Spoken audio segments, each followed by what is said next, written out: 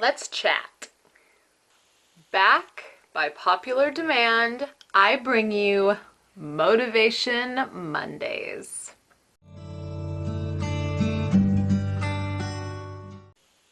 This week for Motivation Monday, I want to talk about failures and why you shouldn't be so afraid to fail that you never try anything.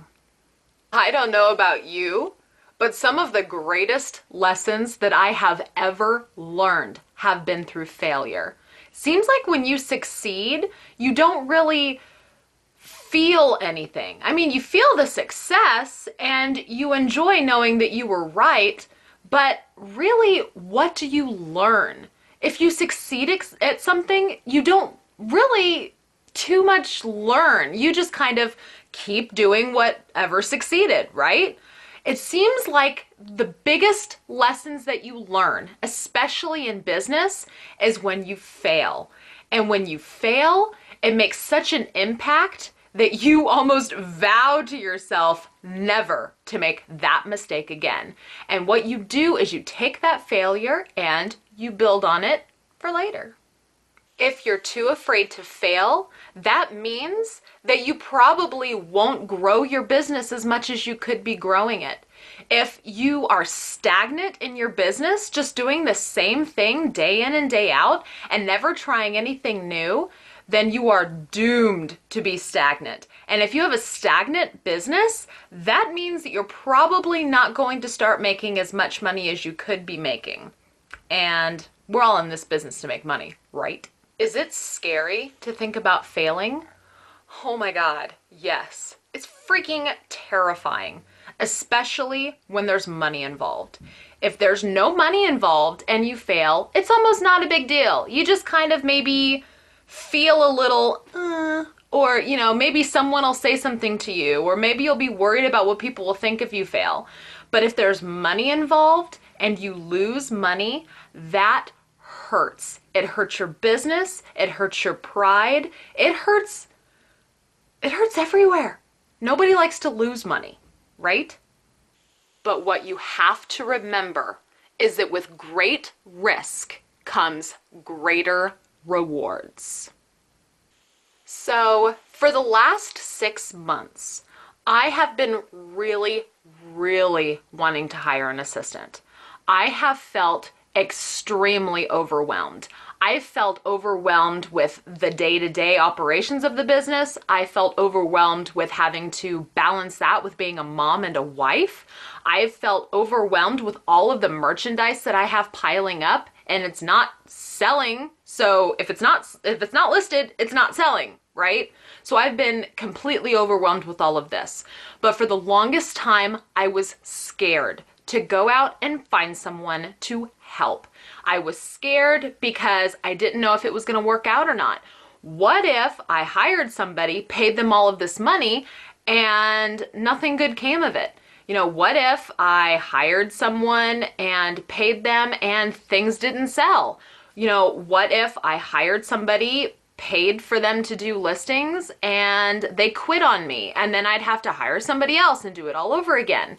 There was so many things that were keeping me from doing what I thought I needed to do and deep down what I knew I needed to do.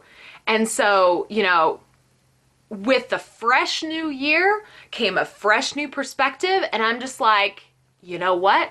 I'm gonna do it. Failure or not. When I first started putting information in videos about how I was going to look to hire an assistant, the feedback was honestly not good. I had a lot of subscribers showing concern. I had a lot of people emailing and asking questions or leaving comments on videos, saying things to me like, Lindey, how can you possibly afford an assistant? You make very small margins. You don't sell a whole lot. Frankly, you're part-time. What makes you think you can go out and get an assistant? And you know what my response is? I'm gonna go get an assistant because I want one. So when I finally decided to jump in and do it, I had to start sitting down and thinking, will the risks outweigh the rewards? How big will my failure be? Because if it fails, then I'm going to lose money. So I kind of sat down and thought to myself, okay, if I don't see an increase in profits within the first month, because that gives it a solid 30 days to start working, then I'll have to cut my assistant loose and go back to doing what I was doing. And so I did the math, and I kind of figured that with the number of listings I was going to be giving her every single week, and since I'm paying her 75 cents a draft, I figured that I would lose probably around about $500 in investment in an employee within the first 30 days. And to me, $500 is a lot of money, but the return on reward way outweighs that risk, because if I have somebody that's helping me do the things that I just don't seem to have the time to do, and I'm still able to, create profits in my business, then $500 is definitely worth that risk of failure. A great man named Michael Scott once said, "You miss 100% of the shots that you don't take."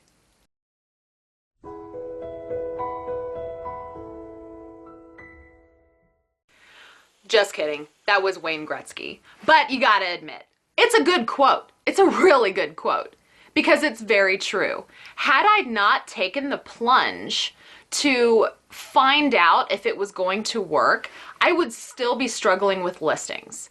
And I can tell you right now, I've had Melissa drafting for me for approximately 2.5 to 3 weeks now, and it is paying off in spades. I have been so busy with family things and other random things and sick kids and all of this stuff over the last couple of weeks. I'm not joking when I say I've probably only had enough time to get maybe 20 or 30 listings up. That's about as much as time as I've had. And that's over the last 2 or 3 weeks. I've had maybe 2.5 or 3 hours where I could have sat and got listings up. So maybe 20 to 30 listings. But because I have Melissa drafting for me, I've gotten up over 150 to 200 listings. Hello? And I've barely had to work on listing. That's amazing. And the best part of that risk is that it's paying off with money. It is. Already, the profits that I've made from the items that she's drafted for me, those profits have already paid for her, salary? Payments? I don't know what you'd call it. But those profits from the items that have sold from the drafts that she has created have already paid for her drafts. So now, everything that she's drafted for me up to this point that hasn't sold is straight profit for me. So, was I terrified to fail making this business decision? Absolutely. And you know what? It could still fail. It's only been a few weeks. And the thing of it is since I have put all of this out there for you guys, you guys are watching everything I do. So if my business ventures fail, you're gonna see it. And it's gonna hurt. So me failing is exponentially increased by the humiliation factor, because if I fail big, y'all are gonna see it. Y'all are gonna see me fail big. And that's pretty scary. But you know what? I'm honestly not scared to fail. Every time you guys give me a comment or, give me your opinions, and I love your opinions, but every time you say something like, "Lindey, I don't think you're ready for that," or "Lindey, I don't know if you should be doing that," or "Lindey, have you really thought this through?" The fact of the matter is, I have thought it through. And I don't ever just jump into something without looking at it from every angle. You know, believe it or not, I would like to think I know what I'm doing. I know what I'm capable of. I know how much I have to invest, you know, and so I'm going to do it. And I'm really not afraid to fail. I know that failure is a scary thing, but like I said before at the beginning of the video, I learn the best through failing. So you know what? If hiring an assistant doesn't work out for me, yeah, I'll probably lose a little bit of money, but you know what? I'll learn something for next time. If this fails, then I can look at it from my perspective and say, okay, why did it fail? What can I do in the future to make it so it doesn't fail, right? So I'm willing to take those risks. Now, that being said, am I going to mortgage my house, go buy a warehouse and hire a dozen people and scale up my business really super fast? No, that would be idiotic. But I am not afraid to take those slow baby steps to scale my business because I do want to scale my business. That was something that was a really big comment that people had when I started talking about how I was going to take this plunge and hire an assistant. People said, you're not big enough for that.